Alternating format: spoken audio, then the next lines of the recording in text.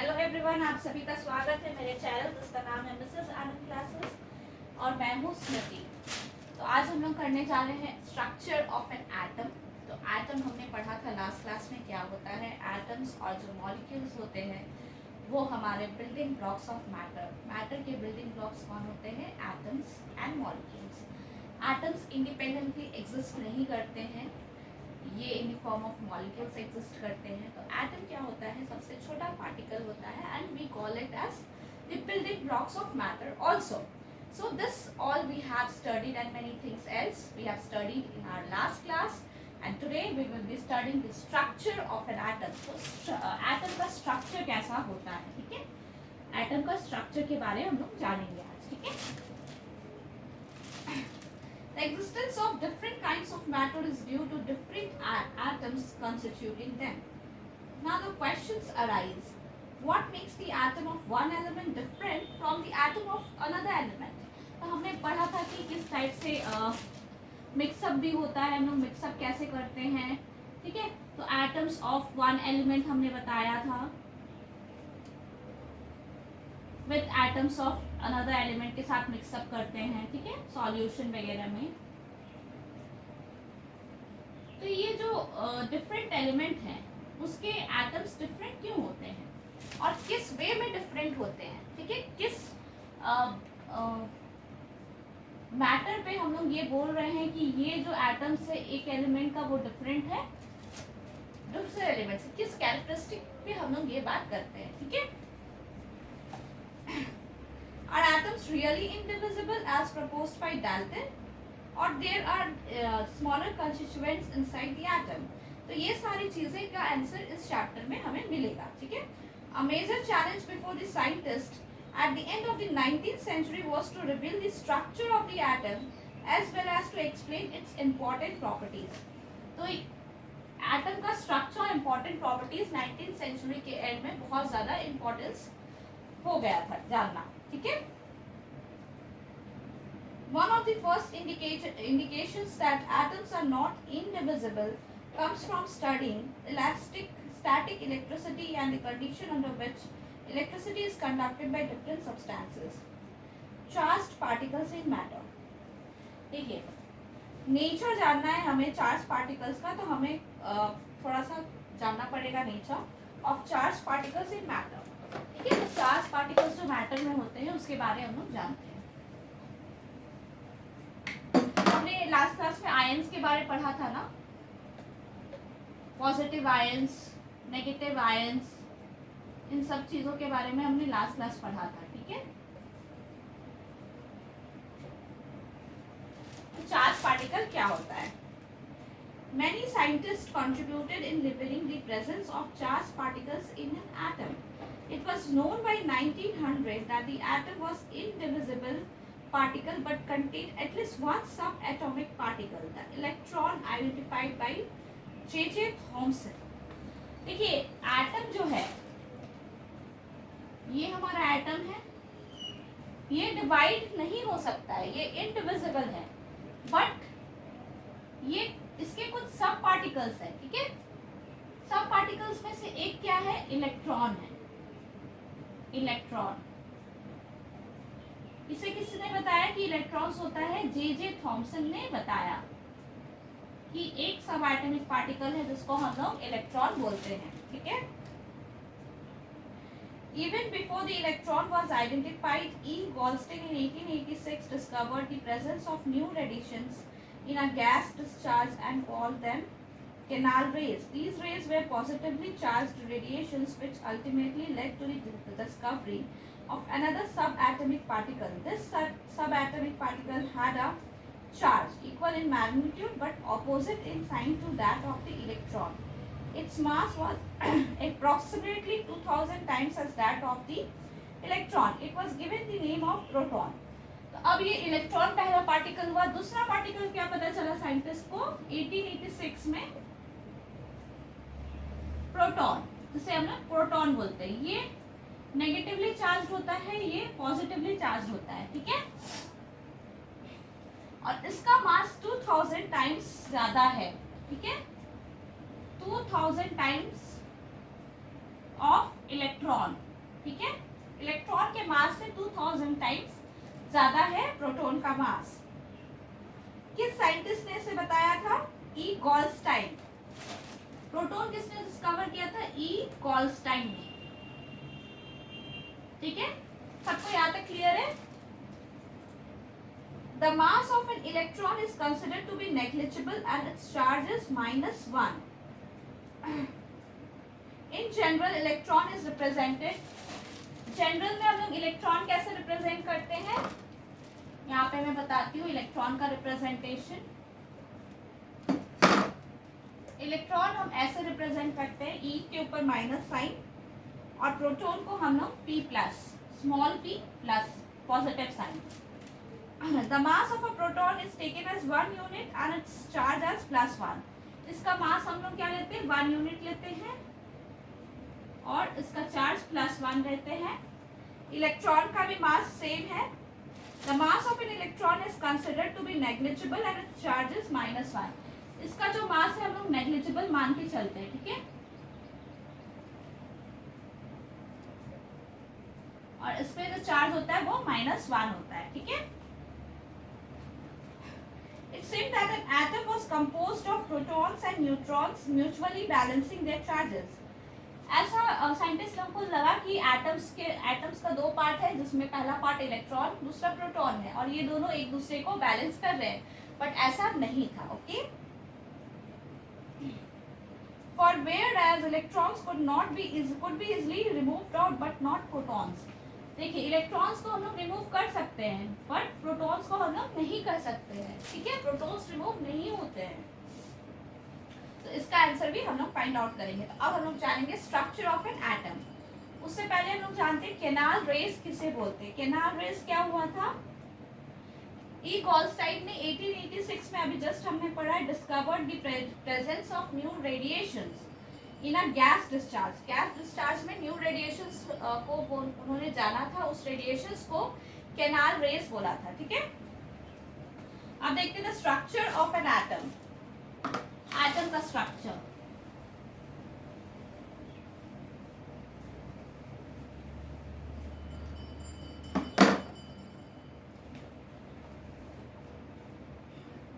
हमने चैप्टर 3 में Dalton's atomic theory के बारे में पढ़ा था।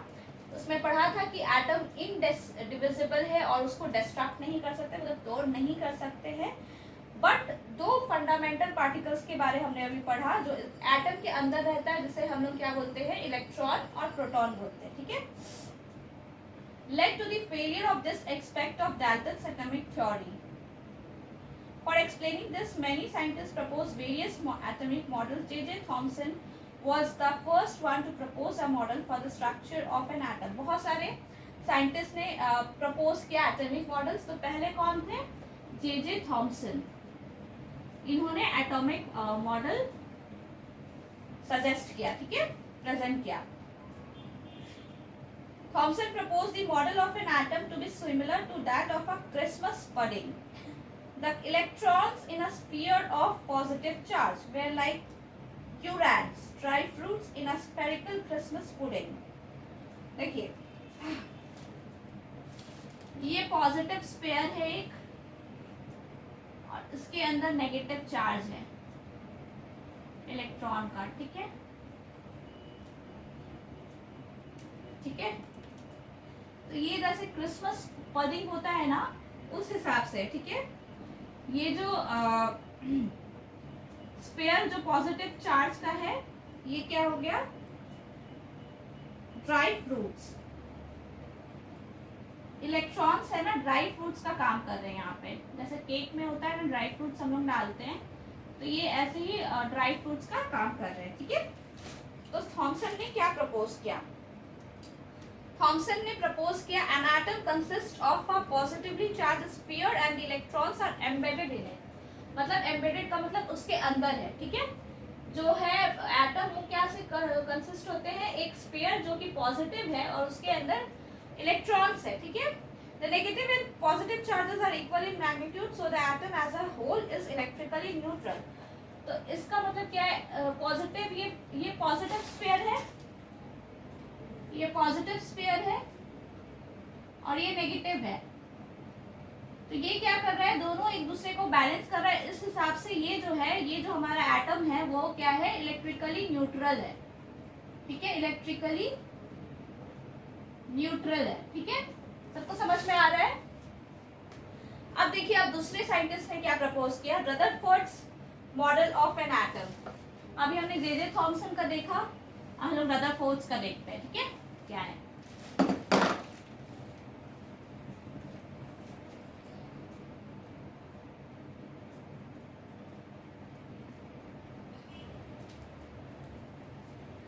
रदरफोर्ड ने क्या किया, रदरफोर्ड का जो एक्सपेरिमेंट था, उन्होंने गोल्ड फॉयल के ऊपर एक्सपेरिमेंट किया। क्यों? क्योंकि वो चाहते थे कि जितना थिन लेयर उन्हें मिल पाए उतना थिन लेयर वो चाहते थे। ठीक है, तो जो गोल्ड फॉयल था वो 1000 एटम्स का था। ठीक है, कितने एटम्स का था, 1000 एटम्स का था। ये रदरफोर्ड का है मॉडल। ठीक है, alpha particles are doubly charged helium ions. Since they have a mass of 4u, the fast moving alpha particles have a considerable amount of energy. तो उन्होंने अल्फा पार्टिकल्स के बारे फाइंड आउट किया। Alpha particles क्या है, helium का double charge जो बोलते हैं, हीलियम को अगर डबल चार्ज हीलियम आयंस को आप डबल चार्ज कर देंगे तो वो अल्फा पार्टिकल्स हो गए। ठीक है, it was expected that alpha particles would be deflected by the subatomic particles in the gold atom. Since the alpha particles were much heavier than the protons, he did not expect to see large deflections. उन्होंने expect किया कि जो इसमें atoms हैं, atoms के अंदर जो सब एटॉमिक पार्टिकल्स है, दैट इज प्रोटॉन्स और एंड इलेक्ट्रॉन्स, वो डिफ्लेक्ट होंगे अल्फा पार्टिकल्स से। बट ऐसा नहीं हुआ। क्यों नहीं हुआ? क्योंकि अल्फा पार्टिकल्स है वो मच मोर हैवियर, मास में बहुत ज्यादा हैवी है प्रोटॉन से। ठीक है, तो इसीलिए ये जो सब एटॉमिक पार्टिकल्स है, प्रोटॉन्स और इलेक्ट्रॉन्स, ये डिफ्लेक्ट नहीं हुए अल्फा पार्टिकल से। जितना उन्होंने एक्सपेक्ट किया था उतना काम नहीं हुआ। ठीक है, तो इसमें क्या उन्होंने फाइंड आउट किया, but the alpha particle scattering experiment give totally unexpected results. कुछ अनएक्सपेक्टेड रिजल्ट्स मिले। Most of the fast-moving alpha particles pass straight through the gold foil. बहुत जो फास्ट मूविंग अल्फा पार्टिकल्स थे वो स्ट्रेट पास हो गए इस गोल्ड फॉयल से। ठीक है, some of the alpha particles were deflected by the foil by small angles. कुछ अल्फा पार्टिकल्स जो थे, यहाँ से अल्फा पार्टिकल्स आए, यहाँ से स्ट्रेट पार हो गए। ठीक है, गोल्ड फॉयल से, और कुछ जो है स्मॉल एंगल्स पे डिफ्लेक्ट हो गए। ठीक है, बहुत छोटा, ये तो मैंने ज्यादा बड़ा एंगल बना दिया, छोटे एंगल पे डिफ्लेक्ट हो गए, इस हिसाब से डिफ्लेक्ट हो गए। ठीक है, और क्या था, third observation, surprisingly 1 out of every 12,000 particles appeared to rebound. एक पार्टिकल जो मतलब 12,000 में एक पार्टिकल रीबाउंड, मतलब वापस से बाउंड बैक्स हो गए, जैसे ऐसे गए वापस ऐसे आ गए। ठीक है, अल्फा पार्टिकल्स। तो ये ऐसा हुआ इनके एक्सपेरिमेंट में। This result was almost as incredible as if you fire a 15-inch shell at a piece of tissue paper and it comes back and hits you. 15 inch का अगर शेल आप एक टिश्यू पेपर में मारेंगे तो वो फिर से बाउंस बैक होके आपको हिट करेगा। ये जो ऑब्जर्वेशन था, दिस थर्ड ऑब्जर्वेशन, ये जो रिबाउंड वाला, वो बहुत इनक्रेडिबल था। तो रदरफोर्ड ने इसके आगे भी कुछ किया। रदरफोर्ड ने क्या कंक्लूड किया अल्फा पार्टिकल स्कैटरिंग एक्सपेरिमेंट से, most of the space inside the atom is empty. एक एटम है, उन्होंने पहला कंक्लूजन क्या निकाला कि बहुत ज्यादा स्पेस जो है एटम के अंदर एम्प्टी है, खाली है, क्योंकि बहुत सारे जो रेज गए थे वो डिफ्लेक्ट हो गए। ठीक है, वो डिफ्लेक्ट हो गए, सॉरी वो पास हो गए, वो डिफ्लेक्ट नहीं हुए, बहुत सारे रेज पास हो गए, तो इसलिए बहुत ज्यादा जगह जो है वो एम्प्टी है। बहुत कम ही पार्टिकल्स डिफ्लेक्ट हुए, इसका मतलब बहुत पॉजिटिव चार्ज जो है वो बहुत थोड़ा सा स्पेस ऑक्यूपाई कर रहा है. A very small fraction of alpha particles were deflected by 180 degree, indicating that all the positive charge and mass of the gold atom were concentrated in a very small volume within the atom. ये जो third conclusion है that is very very very important.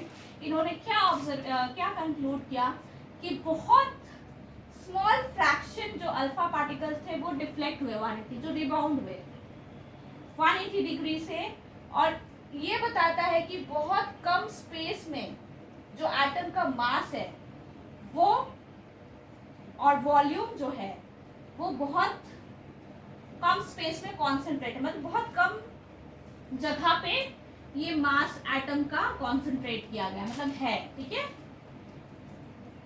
All the positive charge and mass of the gold atom are concentrated in a very small volume within the atom. तो बहुत small volume में सारा मास है atom का और positive charge है. सबको समझ में आ रहा है? मान लीजिए ये स्मॉल वॉल्यूम है, यहीं पे एटम का पॉजिटिव चार्ज है और यहीं पे मास है. ठीक है. तो बहुत थोड़ा सा वॉल्यूम में है. On the basis of his experiments, which had the following features, there is a positively charged center in an atom called the nucleus. Nearly all the mass of an atom resides in the nucleus. The electrons revolve around the nucleus in circular paths. The size of the nucleus is very small as compared to the size of the atom. तो अपने basis पे, अपने experiment के basis पे उन्होंने क्या find out किया कि यहाँ जो मास है जिसके बारे में हम लोग अभी बात कर रहे थे, इसे हम लोग क्या बोलते हैं? न्यूक्लियस बोलते हैं, जो पॉजिटिवली चार्ज है. ठीक है. और इलेक्ट्रॉन्स जो है इसके चारों ओर रिवॉल्व करते रहता है, घूमते रहता है. ठीक है. ये था उनका कंक्लूजन. और न्यूक्लियस का साइज बहुत छोटा है कंपैरेटिवली एटम के साइज से. तो ड्रॉबैक्स क्या है? The revolution of the electron in a circular path is not expected to be stable. तो ये इन्होंने जो रेवोल्यूशन बताया इलेक्ट्रॉन का कि वो सर्कुलर पाथ में रिवॉल्व करता है, तो ये स्टेबल नहीं था. ठीक है. तो ये पहला ड्रॉबैक है. Any particle in a circular orbit would undergo acceleration. During acceleration, charged particles would radiate energy. Thus, the revolving electron would lose energy and finally fall into the nucleus. तो ये क्या बता रहा है कि अगर कोई भी particle charge particle circular path में घूम रहा है तो कभी न कभी उसका एनर्जी लूज होगा, और लूज होगा तो वो न्यूक्लियस में जाके चला जाएगा. बट ऐसा नहीं था. ठीक है. बट ऐसा नहीं था, रियलिटी में ऐसी नहीं थी बात. तो इसलिए ये थोड़ा सा गड़बड़ हो गया, ड्रॉबैक है. अब देखते हैं हम लोग बोहर्स मॉडल ऑफ एटम. इनका क्या था? Atomic theory. ठीक है.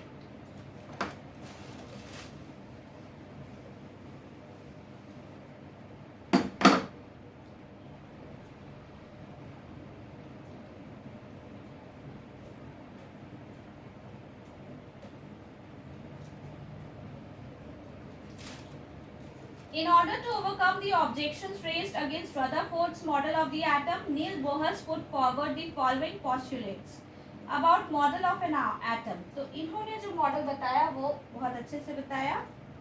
Only certain special orbits known as discrete orbits of electrons are allowed inside the atom. While revolving in discrete orbits, the electron do not radiate energy.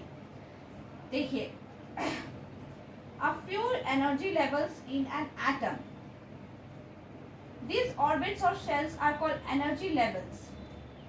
देखिए, अब इन्होंने क्या बताया कि जैसे उन्होंने बताया था कि वो रेडिएट करेगा, एनर्जी ड्रॉबैक था. तो यहाँ पे कुछ शेल्स होते हैं इलेक्ट्रॉन के जिसमें वो रेडिएट नहीं करता है एनर्जी. ठीक है. उसको हम लोग क्या बोलते हैं? Discrete orbits of atom. ठीक है. ये न्यूक्लियस है. ठीक है. न्यूक्लियस के अराउंड इलेक्ट्रॉन्स रिवॉल्व तो करते हैं पर एक एनर्जी सेल में. सॉरी.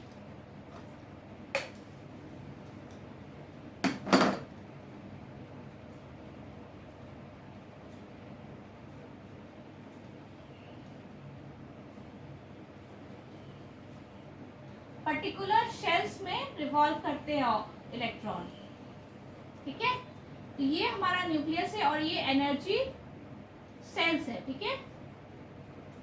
ये न्यूक्लियस है और ये सारे एनर्जी सेल्स है जिसका नाम दिया हुआ है KLMN। ये K शेल है, ये L शेल है, ये M शेल है। तो इसे हम लोग डिस्क्रीट ऑर्बिट्स भी बोलते हैं, ठीक है। अब हम लोग पढ़ते हैं एक न्यू टर्म जिसको क्या बोलते हैं, न्यूट्रॉन्स बोलते हैं। अब ये न्यूट्रॉन्स क्या होता है, ठीक है। न्यूट्रॉन्स के बारे में हम लोग पढ़ते हैं।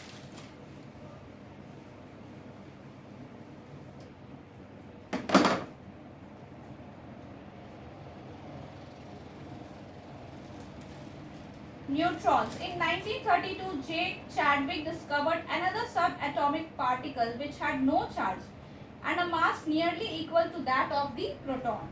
It was eventually named as neutron. Neutrons are present in the nucleus of all atoms except hydrogen. In general, a neutron is represented as N. The mass of an atom is therefore given by the sum of the masses of protons and neutrons present in the nucleus. देखिए neutrons है जो कि present होते हैं। हमने क्या क्या जाना अभी, क्या क्या प्रेजेंट है। प्रोटॉन्स प्रेजेंट होते हैं एटम के अंदर, न्यूक्लियस प्रेजेंट होता है और इलेक्ट्रॉन्स प्रेजेंट होता है, ठीक है। ये चार्जेस एटम्स के अंदर होते हैं। तो न्यूट्रॉन्स क्या होते हैं, इसका नो चार्ज है, इसके ऊपर कोई चार्ज नहीं है, बट मास किसके इक्वल है, mass equal to proton, proton के मास के बराबर है, ठीक है। इसका मतलब ये होता है, और जो न्यूट्रॉन है वो सारे एटम से प्रेजेंट है एक्सेप्ट, इस एटम में न्यूट्रॉन नहीं है एक्सेप्ट हाइड्रोजन। हाइड्रोजन में आपका न्यूट्रॉन नहीं है, ठीक है। और इसे हम लोग न्यूट्रॉन्स किससे रिप्रेजेंट करते हैं, स्मॉल n से रिप्रेजेंट करते हैं, ठीक है। तो मास, एटम का मास को हम लोग कैसे रिप्रेजेंट करेंगे,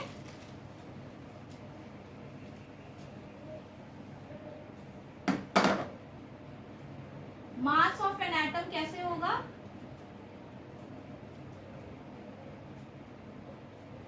mass of proton plus mass of neutron, ये दोनों के मास को मिला के एटम का मास होता है, ठीक है। How are electrons distributed in different orbits. अब जानना है कि जो इलेक्ट्रॉन्स है वो ऑर्बिट्स तो हमने जान लिया, न्यूक्लियस है उसके अराउंड जो ऑर्बिट्स है उसमें इलेक्ट्रॉन्स रिवॉल्व करते हैं उस पर्टिकुलर ऑर्बिट्स में, वहां से कोई एनर्जी रेडिएट नहीं होता है। अब ये कैसे रिवॉल्व करते हैं और कैसे डिस्ट्रीब्यूट होते हैं, मतलब मान लीजिए कि ये न्यूक्लियस है और यहाँ पे ये आपका सेल है, ठीक है। तो यहाँ पे कितना इलेक्ट्रॉन्स होंगे और यहाँ पे कितना होंगे, मान लीजिए यहाँ 2 है, यहाँ 3 है, तो कैसे हम लोग डिस्ट्रीब्यूट करेंगे इलेक्ट्रॉन्स को डिफरेंट शेल्स में, तो इसके बारे हम लोग अभी पढ़ेंगे, ठीक है। Very interesting chapter, hope so आप सभी को भी इतना ही इंटरेस्टिंग लग रहा हो, ओके।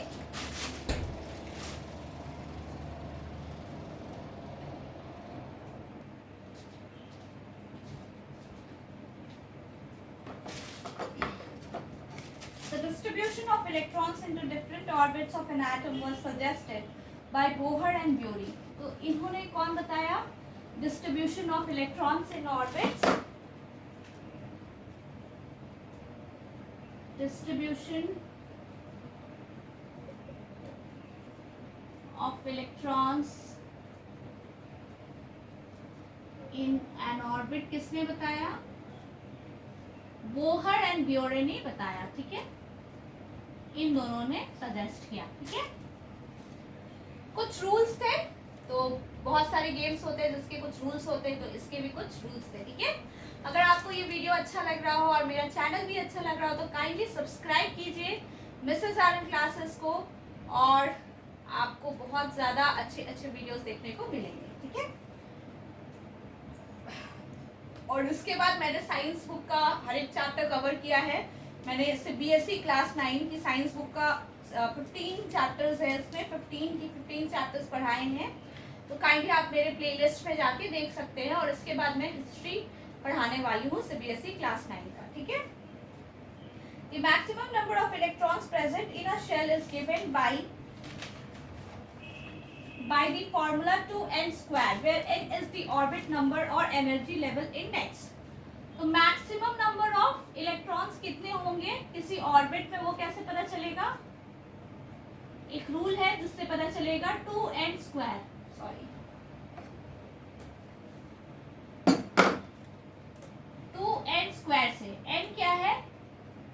ऑर्बिट का इंडेक्स, मतलब कितने नंबर ऑफ, कौन से शेल का नंबर 1 सेल या नंबर 2 सेल या नंबर 3, तो वो सेल का जो नंबर है वो n से डिनोट हो रहा है, ठीक है। फॉर एग्जाम्पल अगर हम लोग n को 1 लेते हैं तो 2 इंटू 1 स्क्वायर, मतलब पहले शेल में सिर्फ 2 इलेक्ट्रॉन्स रह सकते हैं, ठीक है। और अगर हम लोग शेल नंबर 2 का देख रहे हैं तो 2 इंटू 2 का स्क्वायर, तो कितने हुए? 8। मैक्सिमम 8 इलेक्ट्रॉन्स रह सकते हैं। The maximum number of electrons that can be accommodated in the outermost orbit is 8. outermost orbit का मतलब क्या हुआ? ये पहला ऑर्बिट है, मान लीजिए ये दूसरा ऑर्बिट है, ये तीसरा ऑर्बिट है, तो ये outermost होगा। अगर ये outermost है तो इसमें मैक्सिमम 8 इलेक्ट्रॉन्स रह सकते हैं। 3, 4, 5, 6, 7 and 8। 8 से ज्यादा इलेक्ट्रॉन्स इस आउटरमोस्ट ऑर्बिट पे नहीं रह सकते, ठीक है। Electrons are not accommodated in a given shell unless the inner shells are filled. That is, the shells are filled in a stepwise manner. देखिए, जब तक ये सारी सेल्स नहीं भरेंगी तब आउटरमोस्ट ऑर्बिट नहीं भरेगा, ठीक है। स्टेप वाइज होता है, ये पहले भरेगा, देन ये भरेगा, देन ये भरेगा, तो इस सीक्वेंस में चलता है। ठीक है, सबको समझ में आया? मतलब इनर सेल्स का मतलब क्या है? ये सारे सेल जब तक जितना इनमें मैक्सिमम लिमिट है ये एकोमोडेट नहीं हो जाते तब तक ये आउटरमोस्ट शेल में कोई भी इलेक्ट्रॉन्स नहीं रहेंगे। समझ में आया? जो पहला शेल है उसमें भराएगा, फिर दूसरा, तीसरा, चौथा, उस हिसाब से चलता है, उस सीक्वेंस में चलता है, ठीक है। तो आज इस क्लास में इतना ही। इसके पार्ट 1 में, नेक्स्ट क्लास में हम लोग वैलेंसी और इस चैप्टर को कंप्लीट करेंगे, आगे पढ़ेंगे, ठीक है।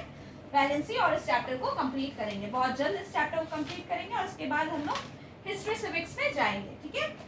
अगर आपको वीडियोस अच्छे लग रहे हैं तो काइंडली सब्सक्राइब करें और अपने फ्रेंड्स के साथ शेयर करें। काफ़ी इंफॉर्मेटिव वीडियोस मैं बनाती हूँ। Thank you.